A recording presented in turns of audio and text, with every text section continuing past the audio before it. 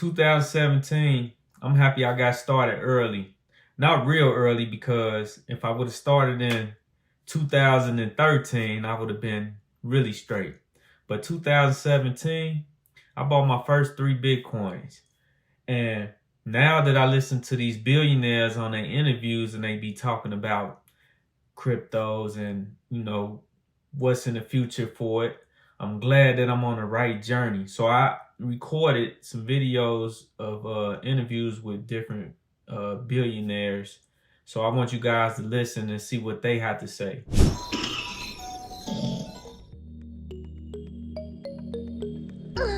Are we winning today?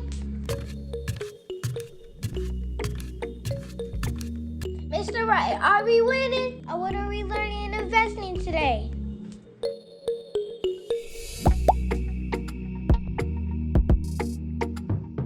Well, I'm still holding to my prediction. I think Bitcoin in 2022 or at the beginning of 2023 will hit 250,000. And that is a big move from where it is here. And I think that the reason there is that Bitcoin will be the currency of choice. I mean, right now you have this choice, and Bitcoin's not as easy to move around, but eventually it will be. And then you'll have a choice and you'll say, hey, do I want to pay the banks 2.5% to 4% every time I swipe my credit card, or do I want a currency that's frictionless, open, transparent, global, and not tied to any political force? I mean, this is, at some point, people are going to make that switch, and Bitcoin is going to be the big winner. Tim, 250,000 is 25x plus from where it is right now. So if you really think it's going to be there in 2 to 3 years, what percentage of your net worth do you have in it today? I never tell anybody that kind of thing, but a lot of it. I mean, but if you're telling viewers 250,000, if you're going to put that number out there, you got to at least give me a ballpark. I mean, is it half? Is it a third? It's a lot. It is a lot. And well, for I'm you, just 1% a believer. is a lot for most and people, I look so. and I say, hey, this is just better. Long term, people move to things that are better. What merchant is going to want to pay their 2.5% to 4% to the banks and the credit card companies? I mean, they're not going to want to do that forever. At some point, they're going to say, hey, this Bitcoin, why don't we accept Bitcoin, because hey, we can now use OpenNode, and the transaction happens instantly, and it's faster than a Visa network, and we don't have to pay these guys 2.5% to 4%. So this is kind of an interesting time. It's an obvious thing for me. I think the world is going to be much better off because of this decentralized movement.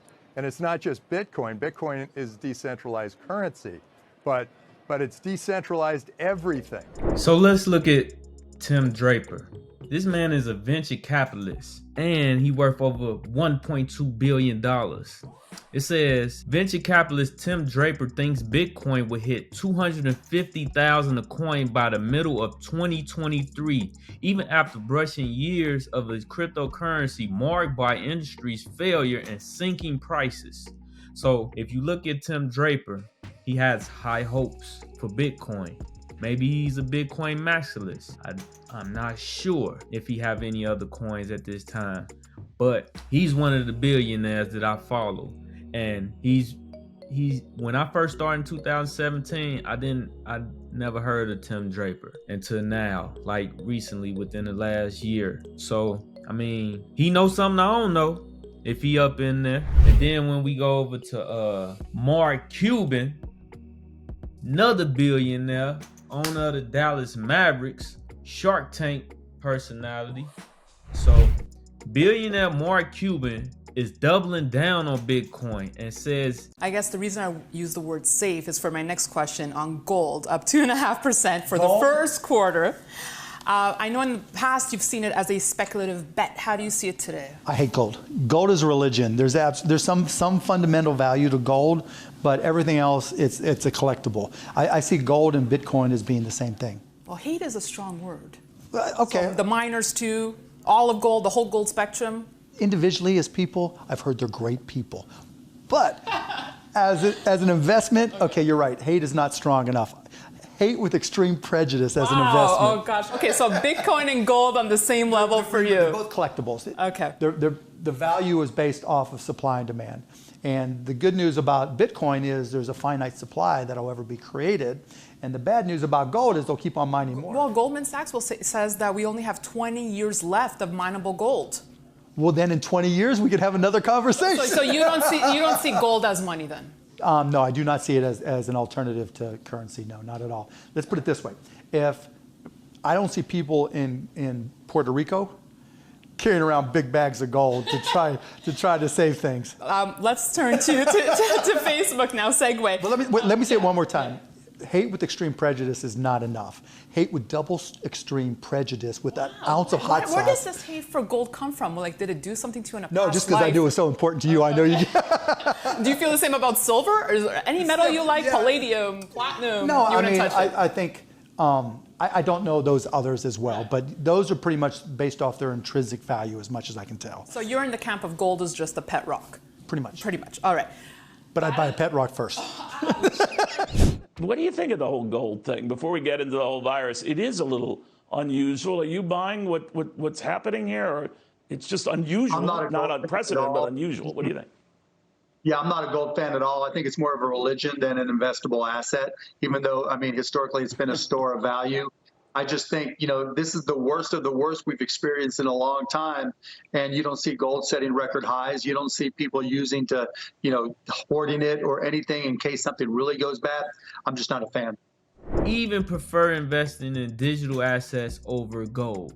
So he likes Bitcoin more than he likes gold. And I know he has some gold. And this is another guy that has to know something that I don't know because he's a billionaire. So with that being said, it says if everything went to hell in a handbasket and you had a gold bar, you know what will happen? Someone will beat the F out of you and kill you and take your gold bar, he explained. And you can catch him having conversations and interviews with other people saying the same thing. So Mark Cuban is another man that when I first started in 2017, I never heard him mention anything about Bitcoin, like he had it or invested in it or any of that. So it says gold value is derived from its relative scarcity and its long history of being traded for goods and services. On the other hand, Bitcoin and other cryptocurrency are a relatively new form of payment. Most digital coins derive their value from an underlying entity, which makes them subject to unpredictable fluctuations in price. Bitcoins are currently trending far below their January prices, while gold has only diminished by a little over 1% year to date as of December the 27th. So just think about it. Bitcoin got up all the way up to $65,000. It is down to $17,000.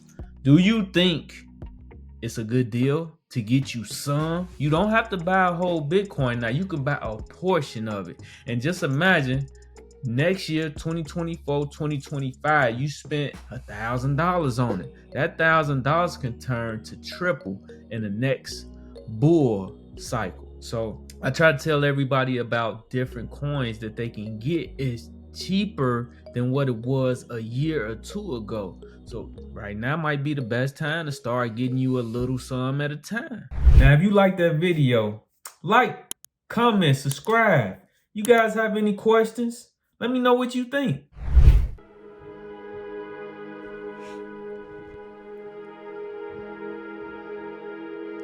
Never forget where you come from. DJ, drop the beat.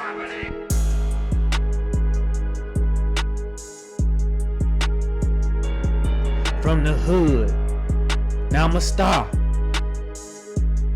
Watch me grow. Watch me grow.